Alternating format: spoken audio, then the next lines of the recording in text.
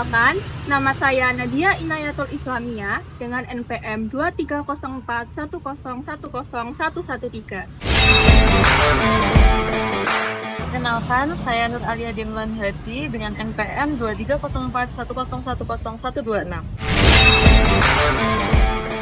Perkenalkan, nama saya Stefanus Sakti, NPM 23041011021.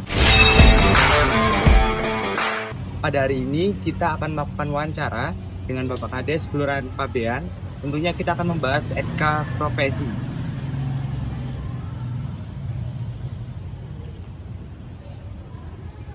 Baik, perkenalkan kami dari UPN Veteran Jawa Timur. Izin meminta waktunya ya Bapak, karena kami akan melakukan wawancara mengenai etika profesi. Perkenalkan, saya Nur Alia, kemudian ini rekan saya Nadia Inayatul, kemudian juga ada Stefanus Sakti. Jadi gini Pak, apa saja sih kewajiban Bapak sebagai kepala desa terhadap masyarakat? Gitu ya, baik, terima kasih rekan-rekan dari UPN ya, Adik Nur, terus Nadia sama Mas Sakti ya. Jadi terkait pertanyaan tersebut, bahwa kewajiban sebagai pimpinan di desa kami di Pabean ya. Jadi secara aturan, secara undang-undang, memang itu kewajiban kami adalah pertama secara undang-undang ya, kalau saya nggak keliru itu undang-undang terkait pemerintahan desa itu ada di perdanya juga ada, nanti di perdanya bisa dicek di SJDIH Sidoarjo atau bisa nanti ke Pusek, bahwa satu adalah menciptakan ketentraman dan ketertiban masyarakat.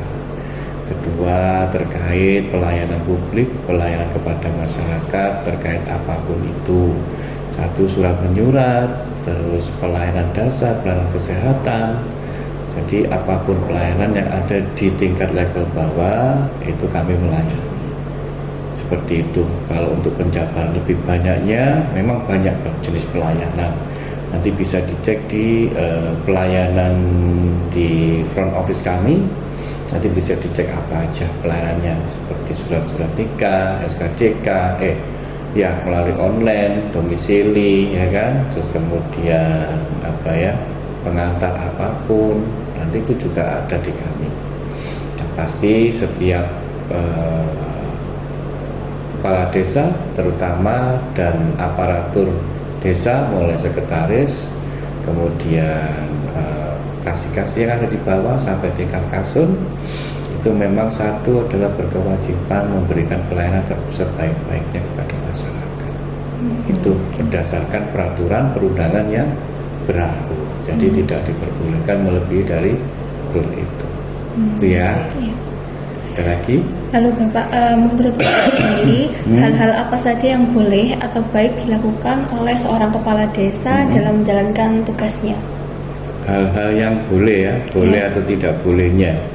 Nah, kalau hal-hal yang boleh, sekiranya kita itu memberikan kebijakan, memberikan pelayanan, kemudian memberikan atensi, support masyarakat yang ada di bawah, bagaimana baiknya, terus geliat perekonomian, bagaimana kita memberikan usulan masukan kepada kecamatan maupun ke pemerintah kabupaten. Itu hal-hal baik yang akan kita terus dorong kepada masyarakat. Kita akan bantu bagaimana tingkat perekonomian, bagaimana tingkat kesehatan, bagaimana tingkat pendidikan di wilayah desa kami itu berjalan dengan baik. Syukur-syukur alhamdulillah bisa meningkatkan secara perekonomian. Kalau hal-hal yang tidak baik atau tidak etis, kita juga perlu mengingat adanya peraturan perundangan juga. Contohnya gratifikasi, itu kan tidak boleh, ya kan. Kemudian yang etik melanggar etik, tingkah laku kita di masyarakat. Jadi tidak boleh berbuat atau secara norma agama atau norma sosial masyarakat itu. Jadi tingkah pola kita juga harus di masyarakat juga harus terbatasi norma-norma tersebut. Sebenarnya juga tidak hanya kepala pimpinan sih, tapi juga bagi warga semua, karena tingkat etika saat ini sudah mulai berkurang. Jadi lebih baiknya akhlak dengan adanya pengajian-pengajian atau majelis ataupun kegiatan yang positif, terutama di anak muda, itu ada di desa kami untuk kami kembangkan. Karang Taruna, kemudian ada kita juga BUMDes itu juga melibatkan anak-anak muda yang berkecimpung di sana guna meningkatkan perekonomian di Pabean dan menciptakan positif, iklim-iklim yang positif bagi masyarakat dan terutama khususnya anak muda. Gitu ya. Kalau menurut Bapak sendiri, bagaimana caranya menjaga integritas dan kepercayaan masyarakat sebagai pimpinan di kelurahan ini, Pak? Untuk menjaga integritas kita, menjaga integritas kita, istilahnya begini deh ya.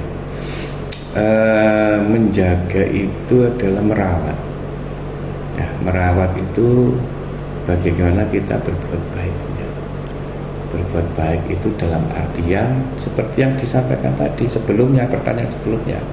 Bagaimana etika, bagaimana kita itu di masyarakat, ya kan? Kalau kita tidak mengurangi norma-norma tersebut atau menimbulkan celah yang kurang baik, akhirnya kan integritas kita kan turun. Jadi integritas itu bisa terukur dengan nilai-nilai. Kalau integritas di kantor atau di pelayanan, terukurnya bagaimana? Secara pelayanan, ada indeks kepuasan masyarakat, ya kan? Itu kalau di kantor. Kalau di luar tak ternilai, karena apa? Karena dengan tingkah laku kita. Jadi pimpinan itu dituntut memberikan contoh yang baik, walaupun kadang-kala susah dan berat. Ya kan, memberikan contoh itu tidak dirasa itu kita itu sudah baik, tapi masih tetap ada yang kurang baik bagi masyarakat. Maka dari itu, untuk merawat integritas itu ya bagaimana? Kalau di kantor pelayanan itu bagaimana bisa memberikan kemudahan-kemudahan pelayanan itu. Mungkin dengan adanya nanti dengan pelayanan terukur 1 hari jadi, katakanlah ya kan, atau berapa karena ada tenggang waktu itu. Nah, itu bisa terukur. Jadi memberikan integritas pelayanan seperti itu. Jadi lambat laun akan masyarakat akan percaya. Jadi tidak hanya memberikan pada saat di musyawarah besar atau mengumpulkan warga dengan melakukan nanti ada suatu gebrakan atau kebijakan mengurus izin apa, katakanlah ya, mengurus pelayanan apa dalam waktu 1 hari, ternyata molor 2-3 hari lah, itu kan berarti mengurangi integritas kita. Merawatnya ya kita harus apa? Memberikan terukur tadi, bagaimana tingkat pelayanan, tingkat kecepatan itu bisa selesai dengan sendirinya dengan waktu yang telah ditentukan. Kalau bisa sebelumnya, lah itu intinya kan menjaga atau merawat integritas kepercayaan publik kepada kami kepada masyarakat, seperti itu. Ya. Lalu apakah pernah Bapak menghadapi situasi dilema etika dalam menjalankan tugas? Jika pernah, bagaimana Bapak mengatasi hal tersebut? Ya ini pertanyaan yang sulit. Benar. Dilema etika itu memang sulit. Jadi masyarakat itu kan dinamis, dinamika bermasyarakat itu ya itu sangat rentan dengan suatu kebijakan-kebijakan. Ya kan, apalagi kayak memutuskan suatu kebijakan. Itu memang dilema berat. Jadi perlu banyak pemikiran-pemikiran yang wise, yang istilahnya apa ya, istilahnya kebaikan dan keburukan itu lebih baik kebaikannya, mudorotnya lah seperti itu. Semisal ya kan, contoh pada saat musim hajatan kayak gini ya kan, banyak penutupan jalan. Nah, sedangkan pengguna jalan itu kan majemuk orang banyak. Nah itu bagaimana kita melakukan menghadapi seperti itu ya kan? Kita itu menjalankan tugas bahwa kita itu harus bisa menimbulkan iklim yang kondusif, memberikan ke masyarakat itu tidak saling bertengkar atau pengguna jalan dan yang membuat acara itu tidak sampai bertengkar. Makanya di sini kalau di Pabean, makanya solusinya bagaimana? Memang dilema seperti itu ya kan. Tapi kita tidak boleh menyerah sebagai seorang pimpinan. Nanti kalau adik-adik suatu saat nanti sudah menjadi top leader, amin ya kan, bisa memberikan kebijakan yang sistematis tapi juga menemukan solusinya. Nah, solusinya bagaimana? Di Desa Pabean itu ada gedung serbaguna.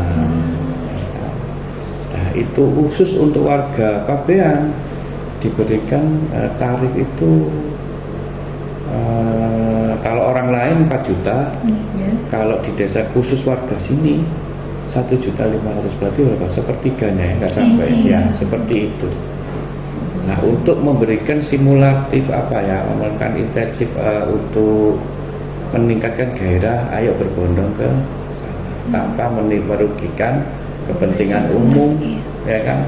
Karena di dalam undang-undang jalan, undang-undang nomor berapa ya kalau nggak salah 2028 itu nomor 29 atau berapa, itu memang tidak boleh diperbolehkan untuk kegiatan keagamaan, kegiatan yang bersifat sosial. Tapi kalau untuk pribadi harus izin melalui desa atau kelurahan, terus tingkat polsek ya kan, kecamatan atau sampai tingkat polres. Itu ya, itu di situ jelas tidak kalau diperkenankan di tingkat polsek atau polres ya tidak apa-apa. Tapi kalau tidak diperkenankan dan tidak menutup itu tidak boleh penuh sebagian. Makanya itu mengubah mindset itu kan menjadi dilema. Etika kita menjadi etikanya kan jadi gak enak atau secara etik, kode etik kita itu kan melanggar, memperbolehkan tapi kita berbenturan dengan undang-undang. Nah, itu menghadapi dilema etik. Etika kita bekerja sebagai pimpinan, ya kan? Secara kode etik kan nggak boleh harusnya kan. Kita kan melanggar kode etik, kita kan melanggar. Ya, atau saat kedua, istilahnya ada tulisan tuh fakta integritas, dilarang memberikan apa di depan itu. Baca nggak tadi? Ayo, udah baca. Dilarang memberikan segala bentuk apapun ya kan di depan itu kan ya. Itu jadi kan itu kan bisa dikatakan melanggar etik juga. Tapi melanggar etik memang tidak diperbolehkan. Tapi kadangkala warga itu, masyarakat, ucapan terima kasih kadangkala membawa kue atau pisang atau buah lah, itu kan namanya melanggar etik juga. Dilema kan, kita nggak mau terima itu katanya itu apa namanya itu nanti integritas kita. Pak Lurah nggak mau terima warganya, nah itu kan malah jadi gratifikasi. Nah nanti kalau kita menerima jadinya nanti gratifikasi. Itu kadang-kadang dilemanya begitu. Jadi tingkat sosial masyarakat kita masih karena SDM atau apa memang, dan kita juga masih budaya timur kan melekat, bukan memberikan suatu bentuk ucapan terima kasih kan kadang-kala ya orang itu tanpa kita meminta itu kadang-kala kan namanya kita orang timur ya, orang-orang Arab Indonesia itu kan terima kasih kadang-kala kan ada yang cuma ucapan dengan tulus, tapi ada juga kan kalau warga itu ya memberi buah, kue kadang-kala kan tidak sih, tanpa kita minta. Nah itu kan juga menimbulkan dilema, Iya. etika dilema kita. Ya sudah nggak boleh, nggak usah. Tapi tetap kita gaungkan. Biar apa? Biar lama kelamaan menjadi terbiasa.